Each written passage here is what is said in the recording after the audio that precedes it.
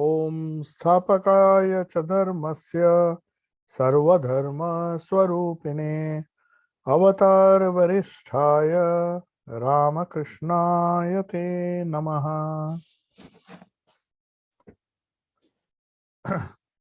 So we were discussing the great master where Swami Shardananji says that both the parents of incarnations, the would-be incarnations, whether it is Chaitanya Mahaprabhu, Jesus, or any other incarnation, they had some kind of divine spiritual experience before the incarnation was born. So, uh, all religions, Hinduism, Buddhism, Christianity, even Chaitanya's mother had similar experiences, which is recorded in Chaitanya Charitamrita. Shankara's mother also saw that Shiva would be born to her. And of course, Jesus' life, we know the concept of immaculate birth and all those things. So, but the essence of all these things is all the three religions, Hinduism, Buddhism, Christianity, and other religions also believe that if we devotedly worship God, then the God whom we consider to be an incarnation, one who has incarnated in human flesh, in a human form, if we worship him as our own, that is the easiest way to attain to salvation. So that is the idea. To attain liberation, of course, the path of Jnana, Raj Yoga, and other paths are there. But through devotion, a devoted approach to an human incarnation, it is easy to attain liberation.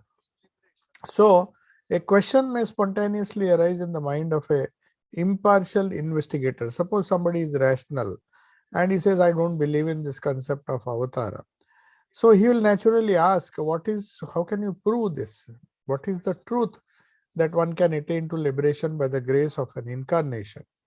And how much of these life stories has to be accepted or rejected? Because they are, no doubt, some of them are historical, but many of them are, there is no historical evidence.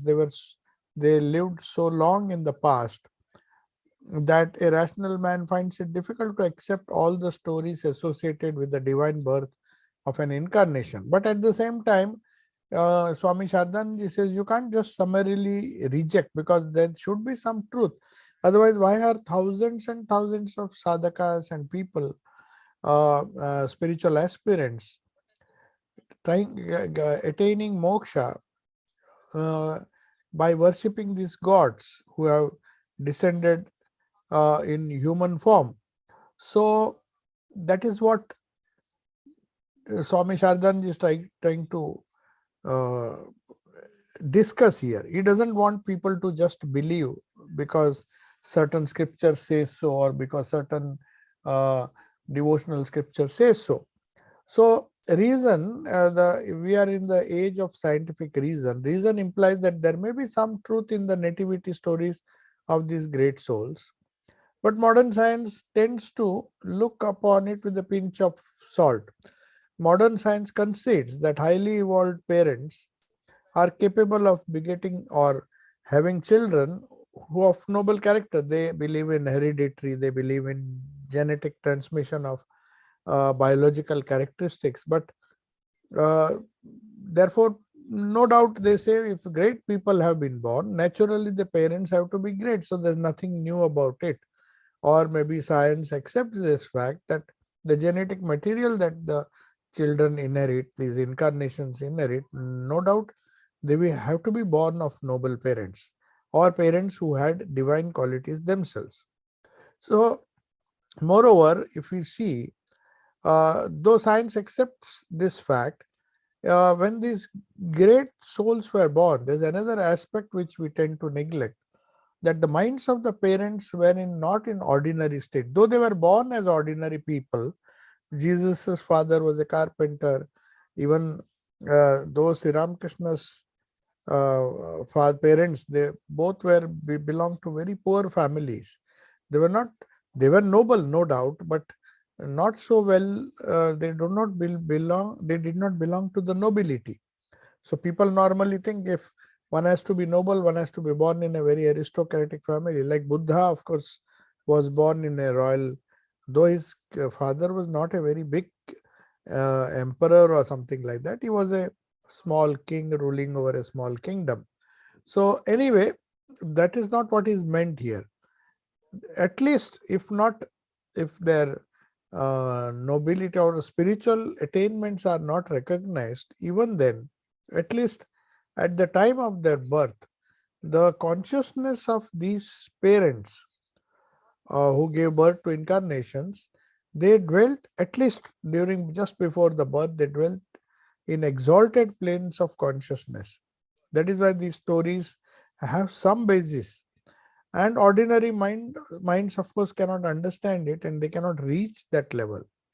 As a result, they had wonderful visions and spiritual experiences which they believe was responsible, or maybe gave an indication that a great soul or a great incarnation would be born in their family. They had very clear indications. The visions of Sri Ramakrishna's father at Gaya, and the mother also, she had several visions before Sri Ramakrishna was born. She had given birth to other children earlier, but she didn't have those experiences. So the Puranas now mention that these wonderful stories regarding the great teachers are not just stories which have been created out of imagination.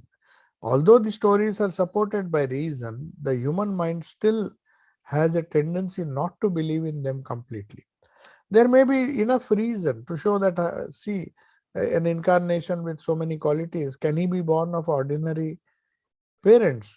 If he is born of ordinary parents, then it will not satisfy any reasonable person. He says, how can it be? But they would have had some spiritual qualities which are not, or maybe which may be partially hidden from the world. But whether they are known or whether they are unknown, one has to assume that though one may not believe in it 100%, at least rational people should give the benefit of doubt to this theory, because otherwise, how can you explain the wonderful life right from childhood? You'll find the incarnation has these wonderful spiritual qualities which do not come just by training, they are born with those qualities. So, how can you explain it? Moreover, the human mind relies above all on its own experience. So, the mind is not ready to listen to the experiences of other minds. It says, no, unless I and until I get that realization, I'm not going to accept it. And that is fine. That is what Naren also believed. He said, have you seen God? Can you show God to me? Then I'll believe. How can I believe just because you say so that you have seen God? Anyway, uh, so without direct experience, direct spiritual experience, it cannot believe, human mind cannot believe from the bottom of the heart. He may say that I believe in religion, I believe in Atma, I believe in God, I believe in Mukti. It's easy to say, but what do you mean by belief? Is that belief based on experience? That's the idea. So though this fact is true, a person with a discriminating and impartial intellect, he may not have full knowledge or experience, but if he has some kind of discriminating or uh, intellect, which we call as viveka, he does not reject anything. Before rejecting anything as supernatural or uncommon, oh, I don't believe. These stories are impossible because we don't see human beings with these spiritual qualities. So I don't believe. So a rational person should not say that. He says, okay, let me explore, let me find out, and let me experience. If I don't get that experience, then I have every right to reject. So such a person who is really rational will behave like a witness. He will just behave like a witness when somebody says they have spiritual experiences, especially the incarnations. When stories are told about their spiritual experiences, they'll say, okay, we will collect all the data, we'll compare it with the previous incarnations. As when Sri Ramakrishna, the gurus came, Bhairavi, Brahmani and others. So Sri Ramakrishna, like a child, would ask, you see, I get these experiences, can you explain to me? Then she would refer to the scriptures and the other gurus Vaishnavacharan and others who used to come, they were all great scholars. They said, no, no, no, what your experiences tally with that of Chaitanya Mahaprabhu or all the previous incarnations. So all the stories cannot be wrong. So there may be some truth that you are experiencing the same visions and similar experiences which the previous incarnations had. So one has to collect the data, make a deep study, try to calmly collect all the information and facts on a and before speaking against a particular subject. You just can't dismiss spirituality, just as you dismiss so many other subjects. You can't do that. At the same time, if the subject is either rejected as false for some reason, maybe it is a superstition or hallucination, then of course one has the freedom to reject it, just as should have the freedom to accept what he believes to be true or what he experienced to be true. So Swami Shardanji says that we have learned from reliable sources. By reliable he means people who very often did not have some hidden agenda.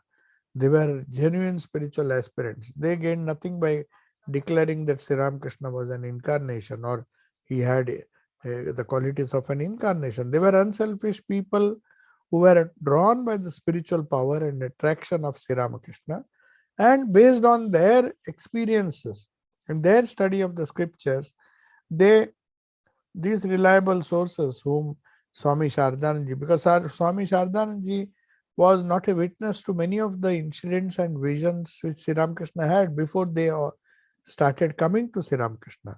So he had to depend on many sources, people who were spiritually very authentic and also had lived with Sri Ramakrishna for a long time. So it cannot be that sometimes he used to compare.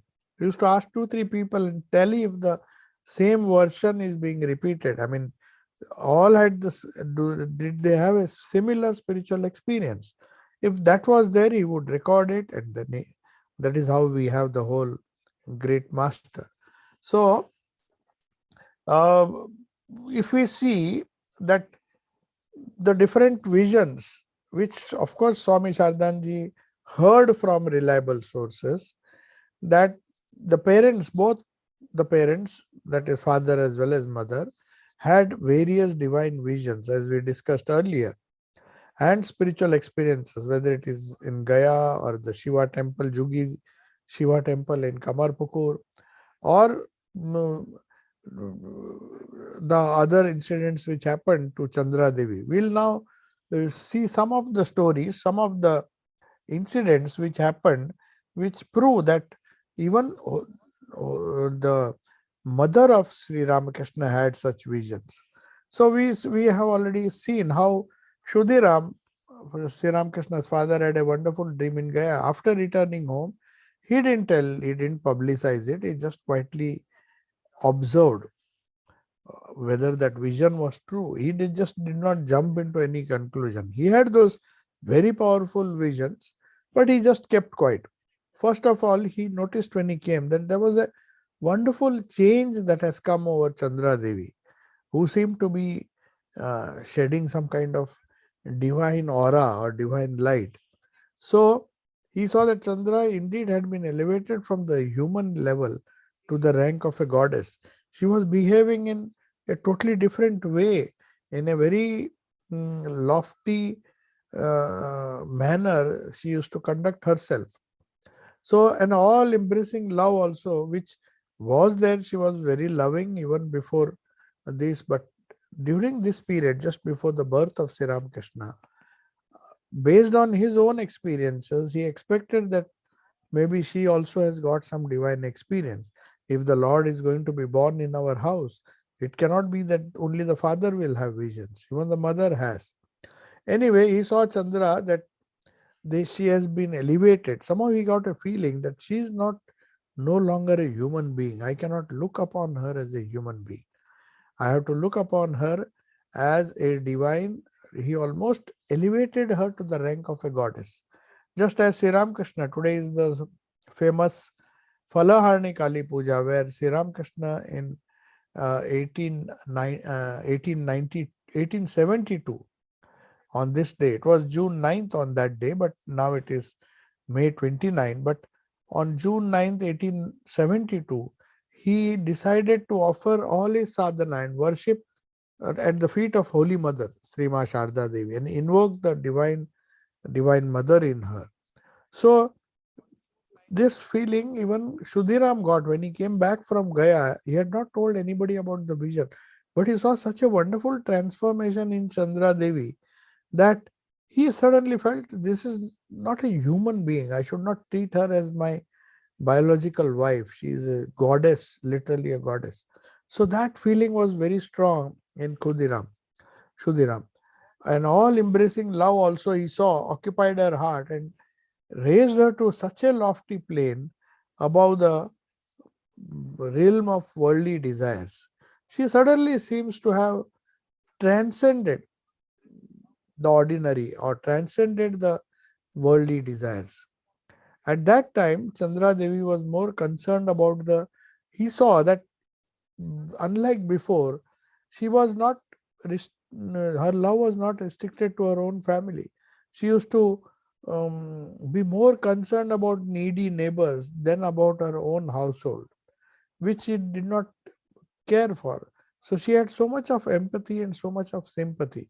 So at that time, Chandra was more concerned about the needy neighbors than her own household. Whether in between her household duties, she would often visit her neighbors and attend to their needs. She demonstrated a wonderful change in her personality.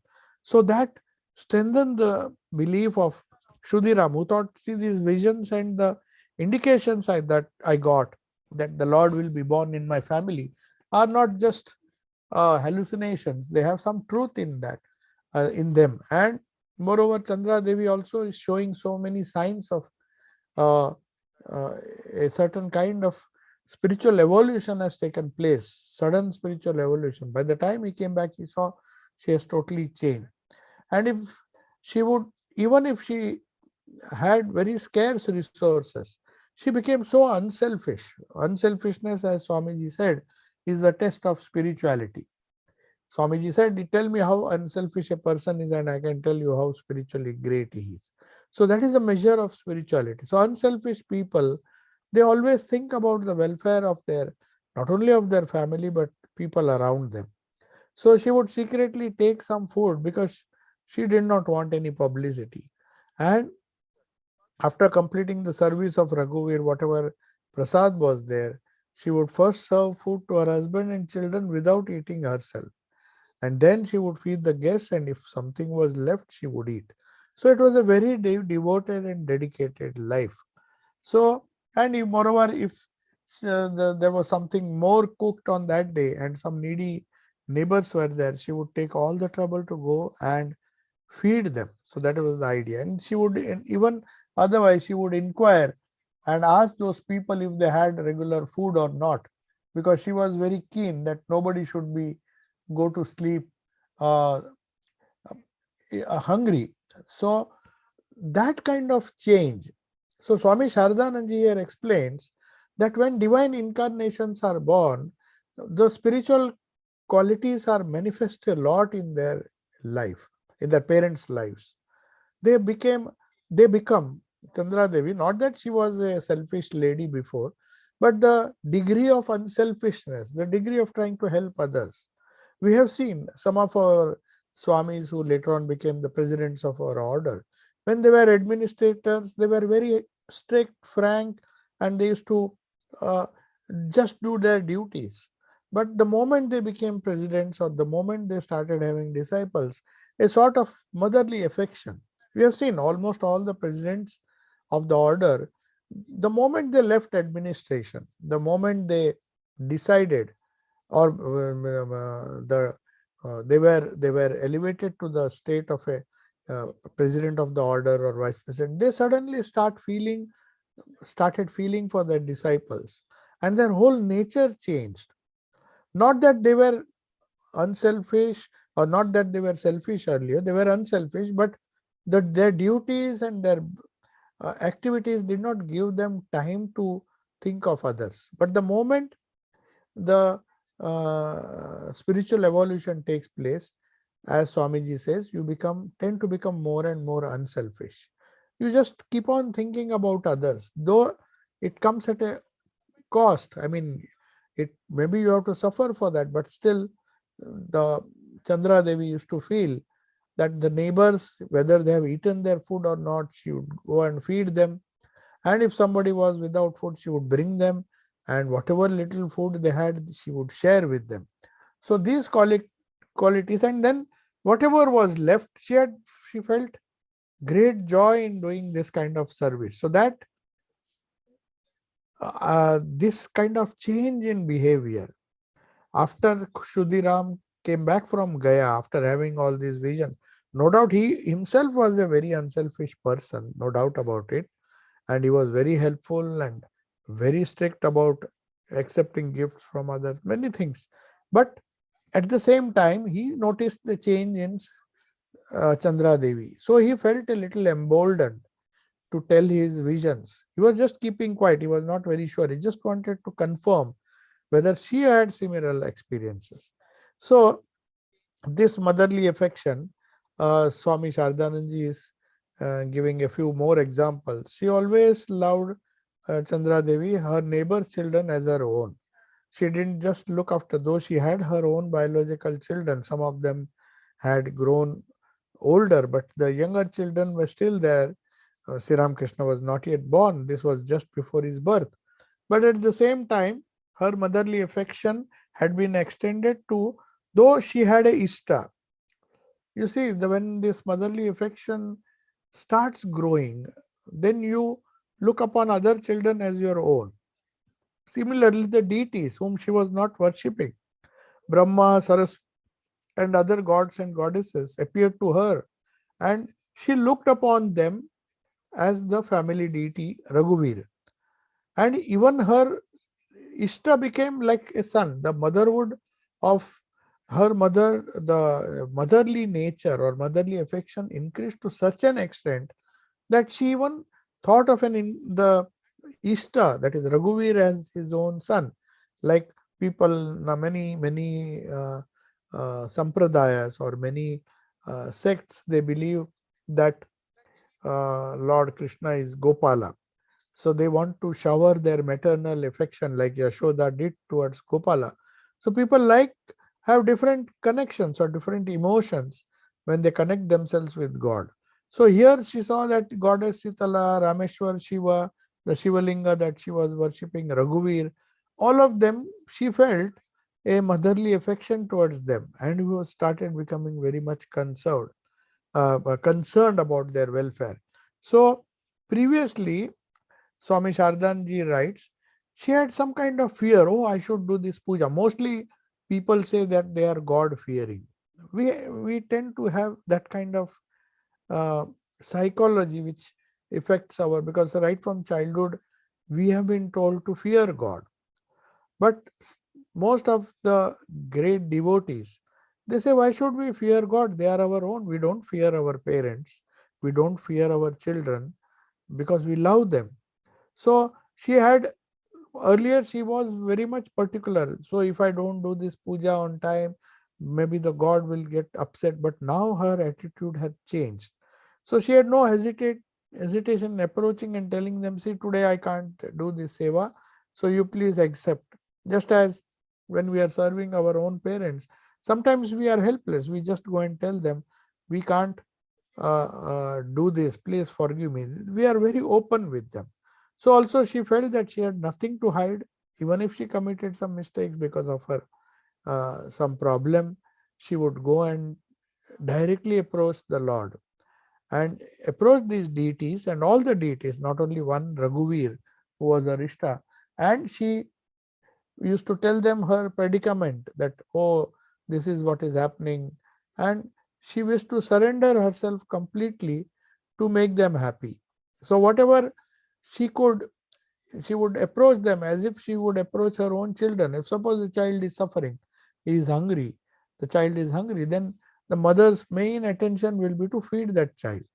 Just as Gopal Ma, who looked upon Gopal as her Ishta, She used to feed him. She used to find great joy. She used to cook with great enthusiasm and joy, because for her Gopala never grew up.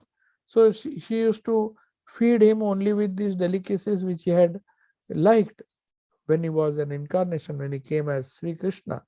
And then that gave her great joy because of the eternal relationship she had with her own Ishta or own God.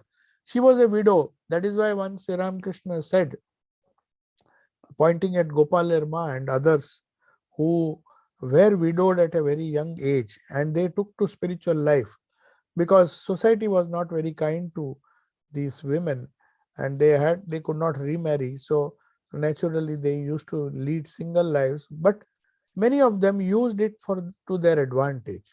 As Holy Mother, she had many such women who became child widows and who continued to stay under her protection.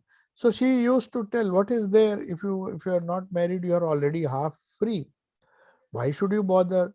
Because some girls, when there was a rule, there was a lot of reform movements going on, and people were fighting about widow remarriage.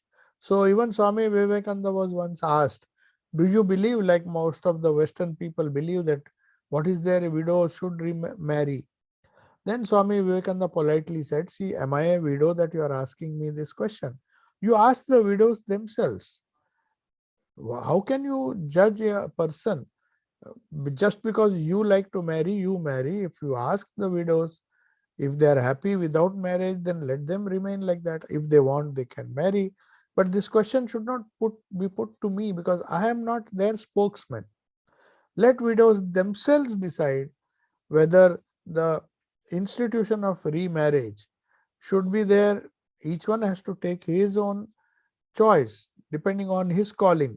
If somebody's calling is to remain unmarried or maybe become a monk, then society should not force him or tell him or her that no, this is how the world goes on. How can you take this decision? This is not normal. But what is normal? What is abnormal? In front of mother, in fact, uh, Jesus himself said, he who is the first shall be the last, and he who is the last shall be the first. What he meant is, if you are busy running a competitive race in the world, you are wanting to grab as many things as possible.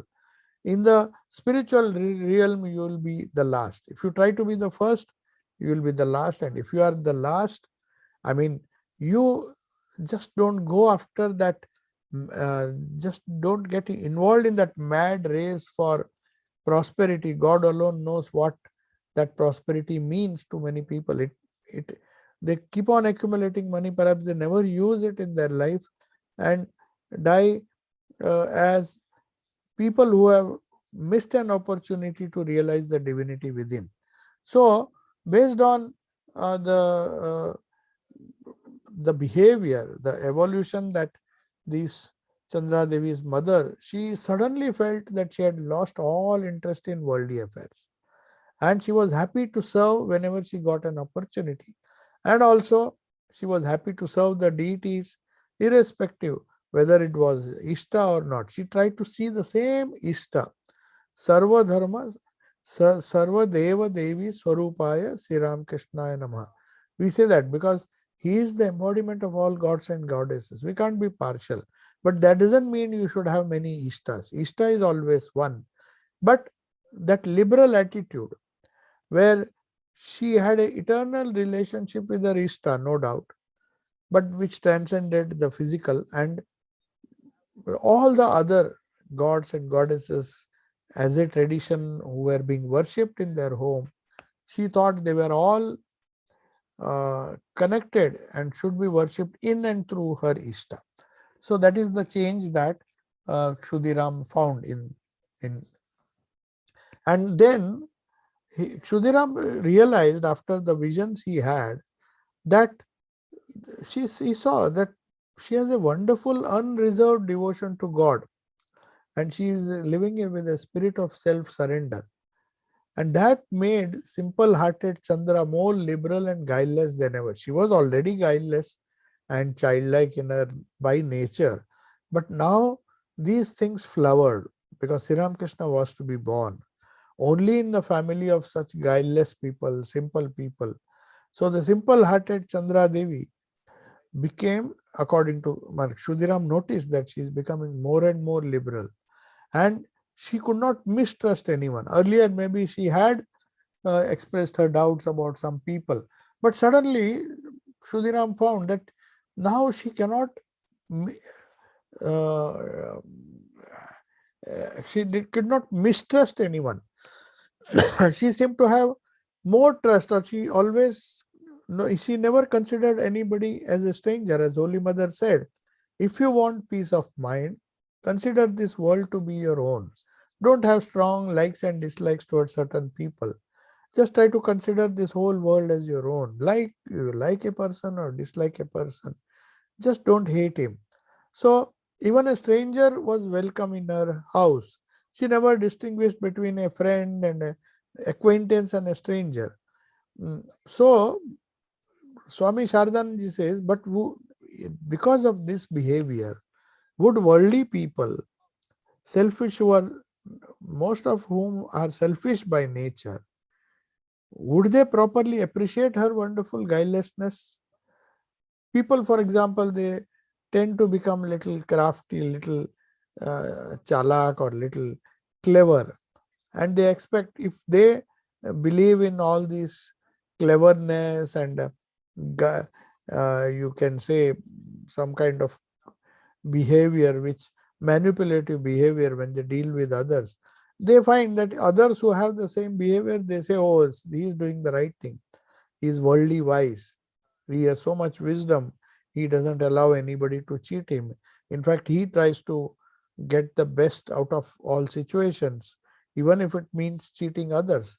So people who are worldly, who are selfish by nature, they will not appreciate the innocence and purity and guilelessness of Chandra Devi. That's what Shardanji says. When we come across a simple minded, a guileless person, especially one who is in a one who has grown up, we think, oh, this kind of innocent behavior is not practical. It is highly impractical these days to be. One has to be very shrewd, one has to be manipulative if one has to succeed in life. That is the common idea we all of us have. The moment we see, we thought, oh, this there is in Hindi, there is a proverb. They say, Bechara bhala admi. Bhala means kind-hearted, guileless person. So they call him Bechara. Bechara means they feel, oh my God, he's such an innocent person. I mean, as if it is a quality which will not help him in the world. Of course, it won't help him much in the world, but that doesn't mean he's he is somebody who is not who is a misfit to live in this world. In fact, far from that, to the contrary, Sri Ramakrishna says, even Jesus said, you cannot go into the kingdom of heaven without, except as a child. What he meant was, unless this childlike guilelessness, childlike behavior comes in somebody's life, they stand a very little chance to attain, to have any kind of spiritual attainment. Many people would call him dull-witted, buddhu, or crazy, and she was very often harshly criticized. Even Sri Ramakrishna was criticized by Hriday, his own nephew. He said, when people come to offer money, you don't take it. Are you a fool? What kind of person are you? They are coming out of their own, you don't even ask for it. And this Lakshmi Narayan Marwadi and all, they come with offer of thousands of rupees for your seva, and you say, I don't need it, I can't touch it. So he was criticized. Selfish people will criticize unselfish people. They said these people are fools, they are dull-witted, they don't know how to exploit others. When they get exploited themselves, they're crazy.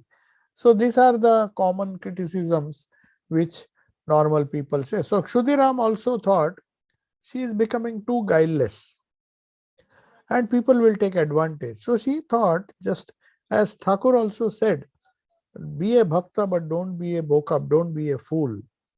It doesn't mean that a person who is devoted to God has to behave like a fool.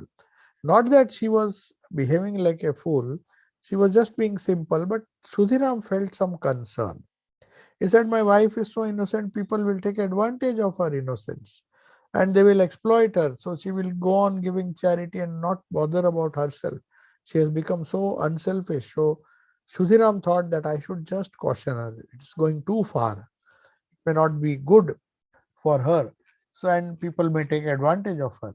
So soon an opportunity arrived. He was just about to tell her, about to guide her, and saying that I had such visions and you also be careful. I think some divine child is will be born in our family. But the opportunity soon came. She also started having visions. The simple hearted Chandra could not hide any thoughts from her husband. She also had similar visions. So she often confided in her friends. She used to tell them, but she used to tell them, don't tell anyone. And many people did not know about her vision. But how could she withhold something from her own husband? So suddenly, who was definitely very close to her, closer than any other relative she had. So she said, okay, whatever has happened during his absence, I should tell him. Then she says, listen, when you went to Gaya, one night I had a wonderful dream and I saw a luminous being lying on my bed. First I thought it was you. Then she suddenly remembered that uh, how can my husband suddenly become bright and shining and like a celestial being? So when I awoke, however, I felt that the being was still in bed. The next moment I thought, she writes, Chandra Devi is worried. Naturally, it had a human figure. So does God appear like a human being? Then she suddenly thought, has some wicked person come and entered my house?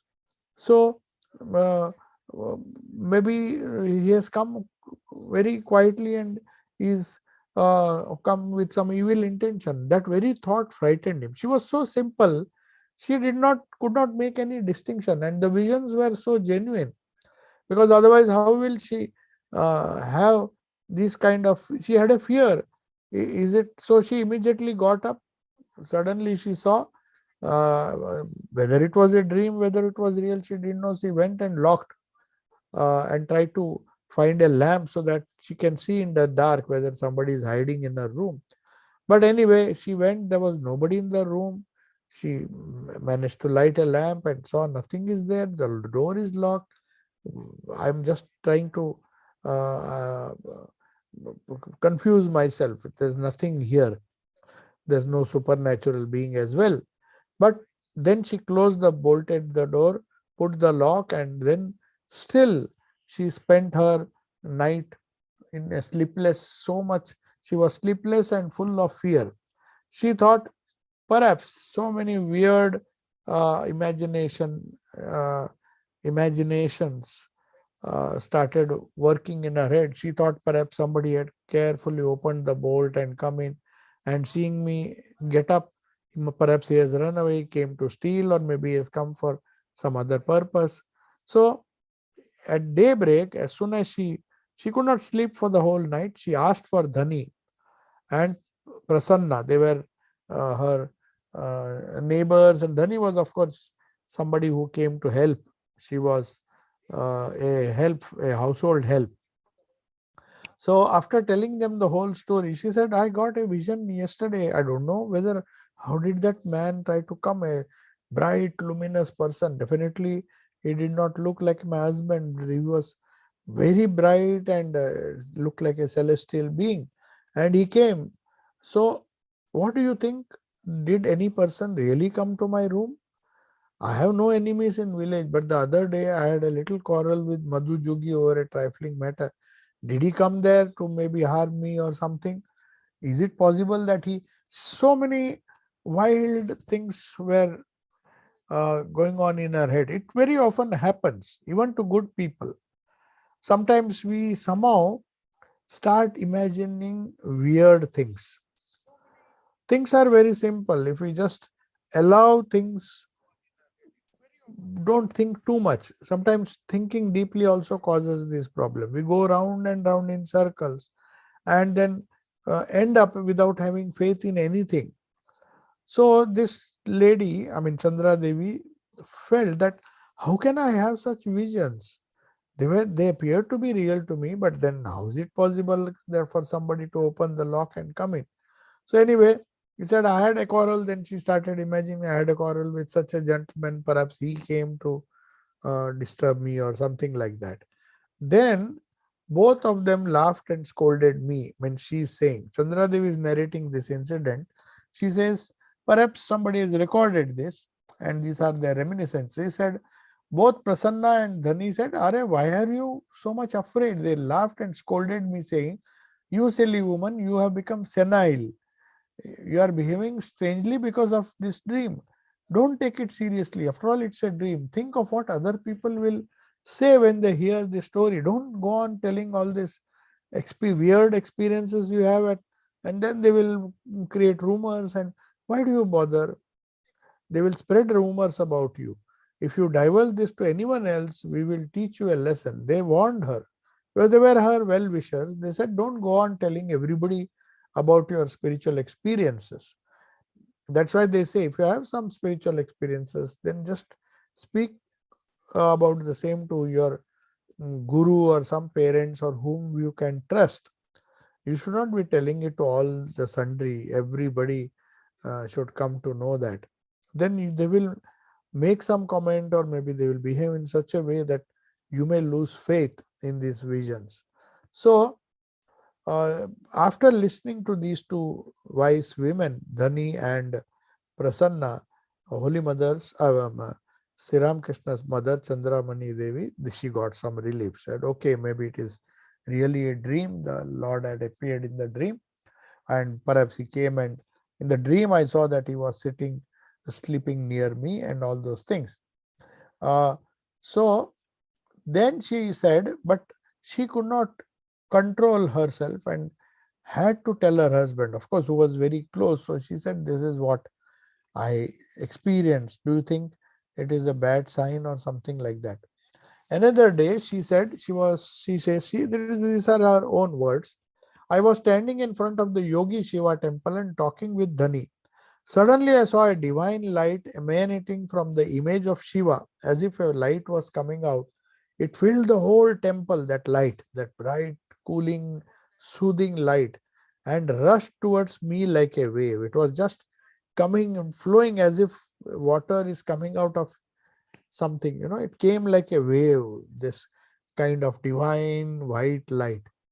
So she was overwhelmed naturally.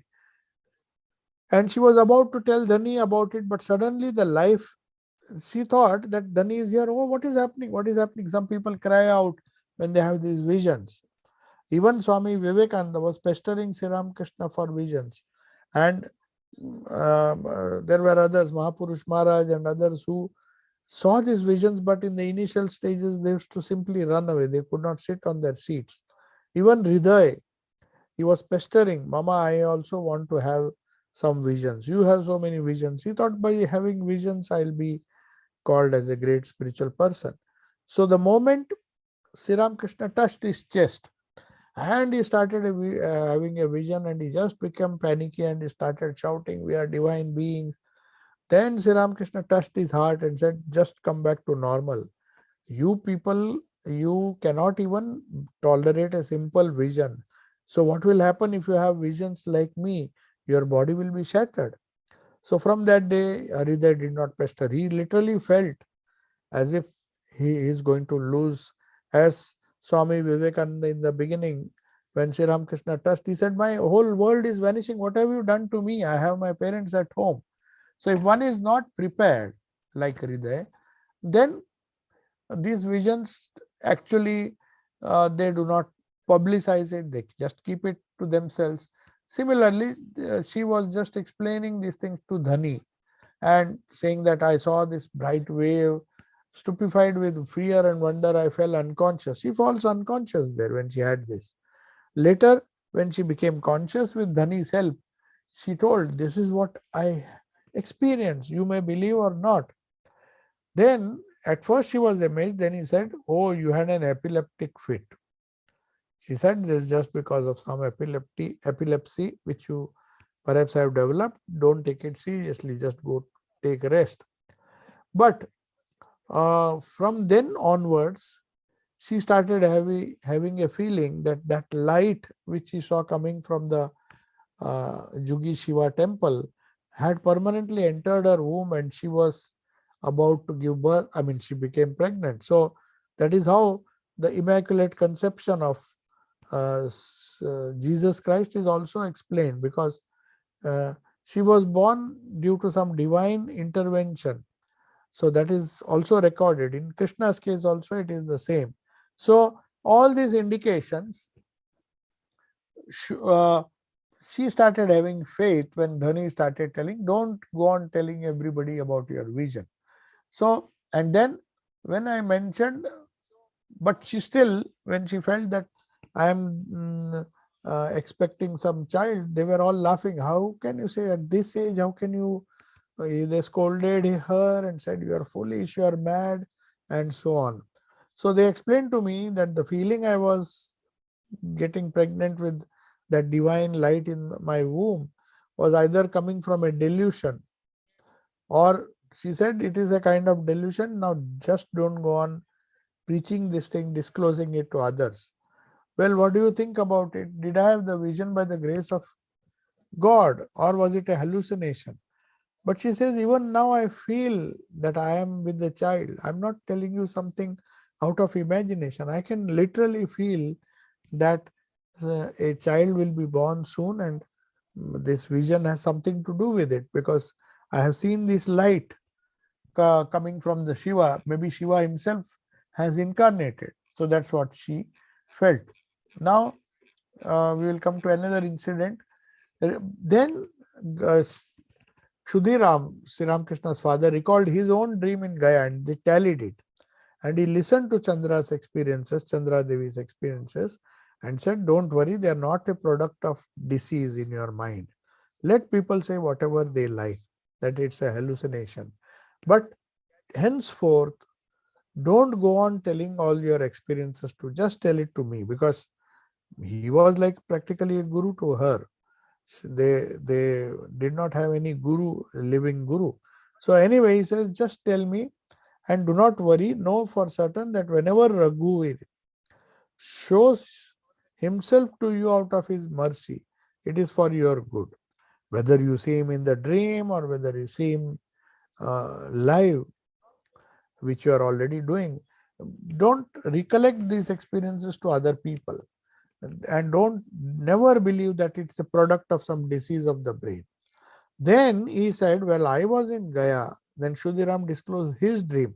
He was hesitating till now, but seeing this wonderful spiritual transformation in Chandra Devi, he decided to tell his own experiences, which he had when he was in Gaya. He had gone to Gaya to offer offerings to his ancestors, for whom maybe he thought their Shraddha Kriya and all these rituals were not done, and people used to go sometimes who could not do the Shraddha and the other rituals. They would often go to Gaya as a as some kind of uh, prayaschitta. Prayaschitta means some kind of repentance for not having done the prescribed scriptural injunctions. So they had to go there. So that is why he had gone to Gaya. So he says how Gadadhar appeared and told me in a vision that you would have another son. And he told everything. He said, I told the Lord Gadadhar, see, if you come as a son, if an incarnation comes, I cannot look after him. I'm already poor. With great difficulty, I'm running my household. Then the vision, he said, don't worry, I'll make my own provisions and I will come. So he says, now you don't even disclose these to others, but know it for certain that whenever Raghuveer decides to show himself, the Ishta wants to show himself to you, whether it is in a dream or whether it is in a vision, it is for your good. So In a miraculous way, he said, in Gaya also I was told that you will have a son. So it is not you alone. Even I have a feeling that the Lord's Lord Gadadhar, who was worshipped as Vishnu in the temple there, Gaya temple, uh, he was, as it were, telling that this you would have another son, another son. So he was also surprised. So Chandra Devi, in fact, was very much happy by the assurances of her godlike husband. Otherwise, she thought maybe if I tell all these things, he'll get angry. But he, on the contrary, he said, no, no, it tallies exactly with what I saw. So don't worry. Uh, this is a divine hint, a hint that somebody who is an incarnation or an incarnation like personality will be born in our, because at this age she was already 45. So it was very apparent that how can one give birth to children at the age of 45? Anyway, Chandra Devi slowly got pregnant, and then everybody understood that a child will be born to her. But normally when somebody becomes pregnant, they become a little not ugly, but they become a little uh, out of shape. But here she started looking uh, more graceful, especially in her beauty and grace. It became so much, so much so that everybody was surprised. Normally, in the later stages, the earlier stages of pregnancy, also, you do not, most of the women are little worried, anxious, and but you don't. But in this case, Chandramani Devi's case, because the Lord was to be born, so she became so joyful. She became very graceful, and all the villagers started gossiping or saying, see, at this age also she is giving birth to children. And normally when older women used to give birth to children, it was said that they may die during childbirth, during delivery. So they all started gossiping. You see, at this age she is having children, maybe she will not survive the birth of her child. After the birth, she will die. That was the idea. Then we come, uh, there were many visions she had when she was already conceiving. She was about, Sri Ramakrishna was about to be born, but she had so many, she heard divine voices, she would smell divine fragrances, she didn't know from where it came. So these many incidents, there are a list of incidents which Swami Shardananji mentions, because we have to place all these visions and experiences in proper context, so that our faith in the divinity of Thakur. That's why when somebody comes to take spiritual instructions and wants some kind of mantra or something in a spiritual initiation, is mantra diksha, then I insist that this great master has to be read thoroughly. Who is that incarnation about whose mantra I would be taking, and how do I look upon him?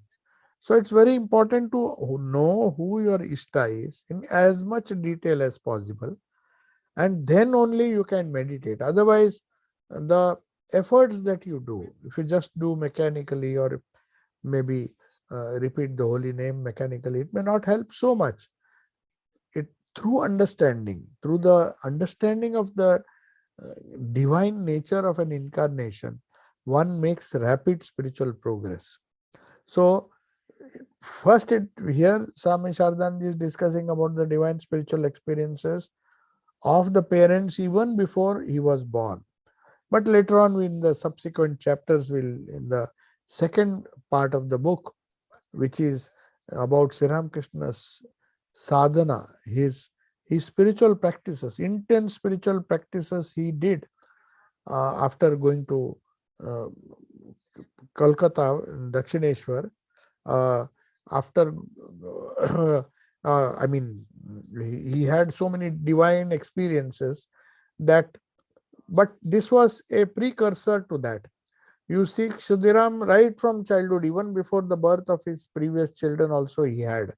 And we will see Sri Ramakrishna also, when he goes to Dakshineshwar, that period, in the childhood also he had divine visions. But his father also, you will find that this was a hint that the person who is going to be born, unlike their previous children, would be of divine qualities. So naturally they had lot of dreams, both Chandra Devi as well as Shudiram, of divine incarnations coming in different forms. And since Sri Krishna is Sarva Deva Devi Swarupa, it's no wonder that they came in different forms. They came as gods and goddesses, and these visions. She was surprised because her Ishta was Raghuvir. So we have to know this wonderful life. To know about Sri Krishna's life, you have to know the background. So that gives us a conviction that if the parents were so noble, the parents had so many spiritual experiences, then can we doubt the divinity of Sri Krishna? Even somebody like Vivekananda towards the end of his life had a small mental doubt about it. And Sri Krishna immediately read his mind and said, even now you are so unfaithful. Do you still doubt me? He who was Rama and who was Krishna has been born as Ramakrishna in this life, and it's not in your Vedantic sense. That means incarnations are real, they appear in flesh and blood. So we will conclude now, and if there are questions, there is one question in chat. We are in Jairam Bhatti, celebration of Falahani Kali Puja is going on. So one devotee has written, it's very good. It's a very auspicious day today, Falahani Kali Puja. It normally happens at night. So I think around midnight it continues for the whole night. Kali Puja normally is performed after 9 o'clock or 10 o'clock at night. So anyway, it's a very holy day because it was on this day. Falaharni means that all our karma, the ill effects, the bad effects of our karma, which we were due to experience, that will be lessened. The impact will be lessened if you offer with a full heart, of course, not with any kind of selfishness. But we just say that, see, we have done this karma, can you not interfere? So Falaharini means one who destroys the effects of our bad karma. So that is the idea. So it's very nice you are there. Okay. So there's one more question, I think. Yes. Work environments today very often go beyond competition and degenerate into manipulation, backstabbing, mobbing, and all sorts of obnoxious behaviors. How can someone who wants to maintain a spiritual, honest, and balanced way of life deal with such situations? My best guess would be to change the environment, but it is not always possible. No, it is by changing ourselves, we change the environment around us. We can't change the whole environment. That is left only for incarnations. They can effect a change in the entire society. But we can definitely cover ourselves or protect ourselves. We don't have to run that rat race. We have to first fix our priorities in life. That is why if somebody asks for initiation, then I said the very idea of mantra diksha is that you have to have some love understanding of who the Ishta is and where will this spiritual practice lead you to. If we don't have a clear conception of the goal that we are supposed to reach, then it becomes difficult. So if one is happy with this competition and all, which most people are, there's nothing wrong in it, then one has to follow this rat race and try to outwit others, try to be cunning, try to be very manipulative. All these things are meant for people whose priorities are different. But if the priorities are spiritual, then one has to follow these things. Because all the leaders, all the spiritual leaders unequivocally speak that this kingdom of God is not of this world. The kingdom of God is not of this world. Otherwise, what will be the difference? If the same world is there with a different incarnation, every different deity or different father in heaven, then what is the fun? We are already suffering here, we'll go and suffer there. That is not the idea. The rules of the kingdom of heaven will not be applicable here. If unselfishness is considered to be a sign of success in this world, then it is a sign of uh, it is harmful in the world of the spirit. So, what is our sadhana for? To make ourselves, transform ourselves into spiritual beings, or to gain some worldly benefit? If it is for gaining worldly benefit, it's better not to use spiritual practices, because that will be wasting your time. It is better to work hard for material development, for earning money. One can use one's brain, hands, heart, feet, everything, like one God intelligence that God has given, to earn money, if that is the goal. Otherwise, for spirituality, these things uh, are not of much insignificance, of much significance. We cannot avoid, there will be competition, there will be people interacting with us. But if we change ourselves, there is a chance that there is this divinity around us, uh, the environment around us will change a lot. It may be a slow process, but it will happen. So I'll take leave now. Om Shanti Shanti Shanti Harihi Om Tat Sat. Sri Ramakrishna Arpanamastu.